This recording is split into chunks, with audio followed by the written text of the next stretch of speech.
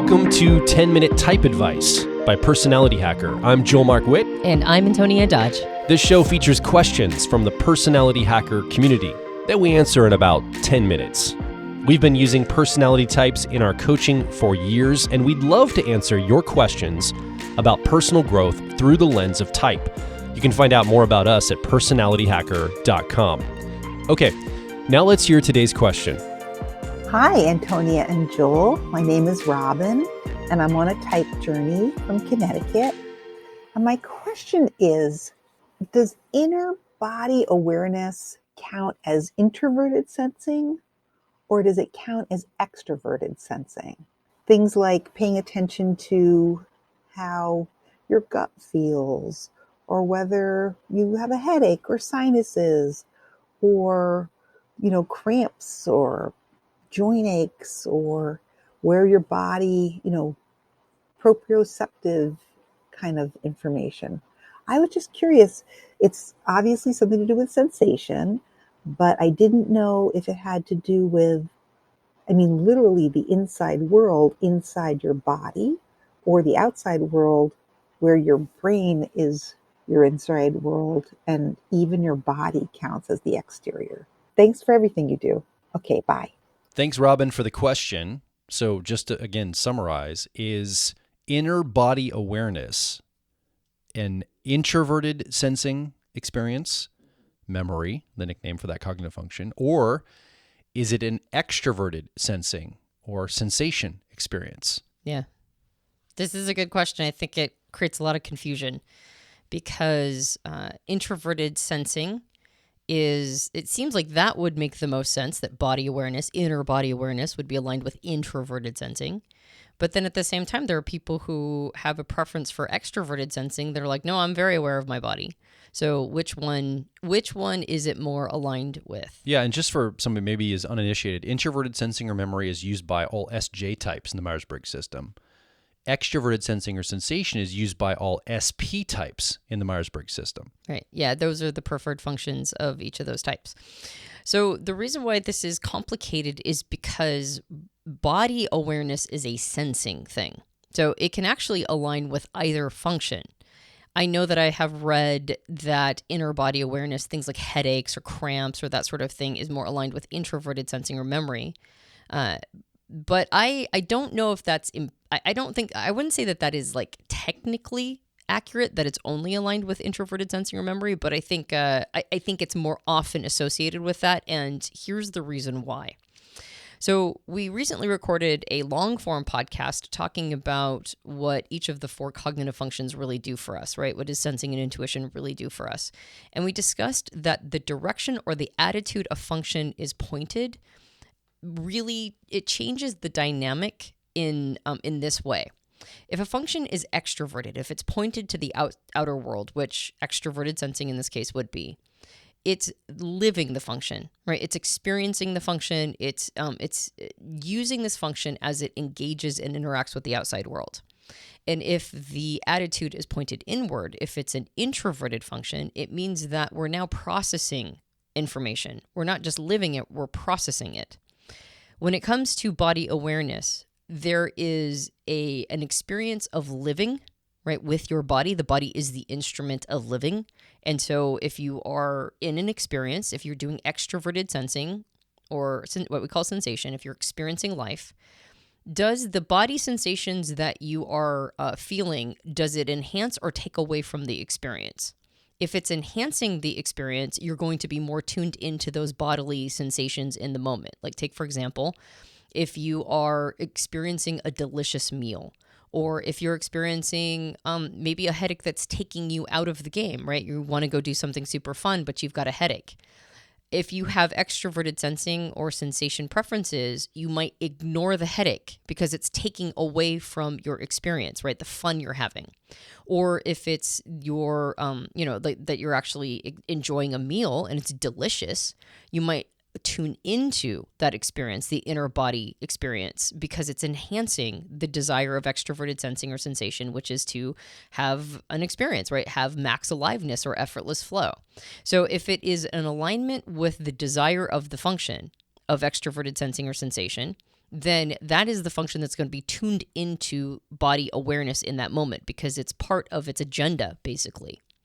Now, introverted sensing or memory is about processing experiences. And the way that we feel that when it comes to our body is that we're watching changes over time, meaning I wasn't thirsty before, but I am thirsty now. So I am registering that. I'm processing what that means. The nucleus of introverted sensing or memory, or the thing it fundamentally wants or desires, is that it wants prosperity. It wants us to go from merely living or experiencing to thriving. And it knows that it is prospering when it feels a sense of comfort, when it feels a sense of security, when it knows everything is okay, when things are in equilibrium. When there's abundance. When there's abundance. When there's abundance, that means we're prospering. That's right. Exactly. When everything, like when we are all doing okay, we know everything is okay. So a headache to somebody with introverted sensing or memory, that might be more distressing because it indicates something's off, something is not in equilibrium. So registering it and then taking care of it, doing something about it, might be more in the province of introverted sensing or memory, right? Whereas the person with extroverted sensing or sensation might ignore it because it's taking away from the experience. Because if memory or introverted sensing wants abundance and prosperity, a headache would be interpreted as a deficit, as a lack of abundance and prosperity. And again, we're not talking in financial terms, although it could be that.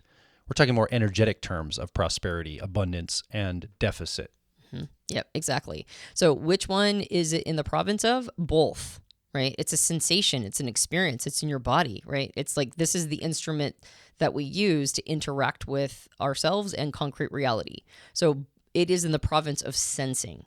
Now, what we do with that information, whether or not we register it, whether or not we act upon it, whether or not we believe it's something we need to be taking care of, whether or not we tune into it, that changes and alters based on the agenda that we're following. For extroverted sensing or sensation, if we're following its agenda, then that is to have a max alive or an effortless flow experience. And if the sensations we're experiencing help create that or help follow that agenda, then we are going to register, tune into, and make it part of our ultimate goal.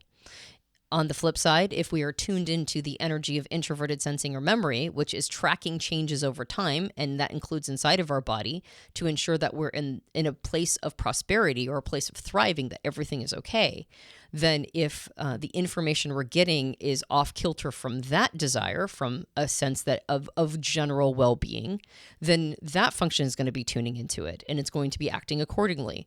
If this is a sense of comfort, I'm going to be tuning into this sensation because I like the experience of comfort. Like I know everything is okay. I'm going to be tuning into that comforting feeling. Or, on the other side, if this is uncomfortable, if this is painful, if this might mean something is bad or wrong and it needs attending to or addressing, then I might tune into and take care of it. I might rest, or I might go to get some sleep, or I might take headache medicine or something to that effect. So it really is more about which energy we're tuning into, and what its agenda is. What are we trying to feel? Are we trying to feel an experience of max aliveness or flow? Or are we trying to tune into the energy of comfort and safety and everything is okay and we're all prospering and thriving? And so that's really where it falls at. It's not in the province of either one. It's in the province of both, but our reaction and response to it will change depending upon which of those functions we are attuned to at that moment. And by the way, I'm going to ask the question, why does this even matter? Like, why are we even making this distinction? And I think it's, as someone's learning type or understanding how people are showing up, like we spend a lot of time in our profiler training course, for example, creating a lot of these distinctions so people can see, okay, they're living this cognitive function or this experience. They're processing over here. It matters because it helps to identify what's going on in someone else's cognition or also your own, like what part of you is showing up to the table. Yeah, well, and I think it's also, while you said before that extroverted sensing or sensation is a preferred function of SPs and introverted sensing or memory is a preferred function of SJs, I think it's also important to remember that we all use these functions, and depending upon which one we're trying to honor in our life at that moment, we might make a different choice. Yes. If I'm if I'm trying to honor and I need more extroverted sensing or sensation in my life, no matter what my personality type, maybe I need to ignore the headache or like ignore the discomfort and keep pushing myself. Maybe I need to keep going towards something that, like at the gym. Oh, this really feels sore, but maybe I need to push a little harder or maybe run a little farther and ignore that feeling. Versus if I'm in a time period of comfort or taking care of my body or making sure that I'm physically okay in terms of, thriving or prosperity. Or recovery, exactly, then maybe I need to not ignore it. I need to tune into it and honor it and take care of it. Yes. So I think that might also be a piece of why it's relevant is if I'm honoring a certain part of myself, then I'm going to make different choices depending upon what I'm ultimately trying to accomplish. Thanks, Robin, for the question. You can ask your own question about personality types or personal growth. Visit personalityhacker.com/questions. We also have programs designed to help you with your personal growth through the lens of personality types. Again, visit personalityhacker.com and find the program that's made just for you. My name is Joel Mark Witt. And I'm Antonia Dodge. Thank you for listening to 10-Minute Type Advice by Personality Hacker. We'll talk with you on the next episode.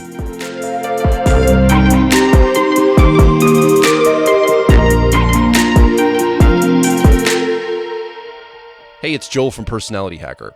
So a big reason people get into personality types is usually to improve their relationships with other people. And you can understand key differences between you and someone else when you understand how type works. So clearly, personality type is applied to relationships. But what about the relationship with yourself? Well, personality type can also help you navigate your career, or maybe an educational path that you need to follow, or other opportunities that present themselves, and it helps you know which are the right choice for you. And ultimately, personality is the key to unlocking identity-level worldview and life purpose. It all starts with getting the owner's manual for your personality type. In this owner's manual, we cover the basics of your personality, and then we dive a layer deeper to connect your personality to your relationships, your career, your worldview, and identity. Because we believe it's your life, and it should be designed for your personality. So start your owner's manual journey at personalityhacker.com. When you access your owner's manual, I recommend focusing on the ideal day exercise first, because when you start crafting your ideal day, you're being mindful about the type of lifestyle that you want. So designing a life around how you're naturally wired makes sense, and you can finally stop fighting yourself. So come discover and develop your unique personality at personalityhacker.com.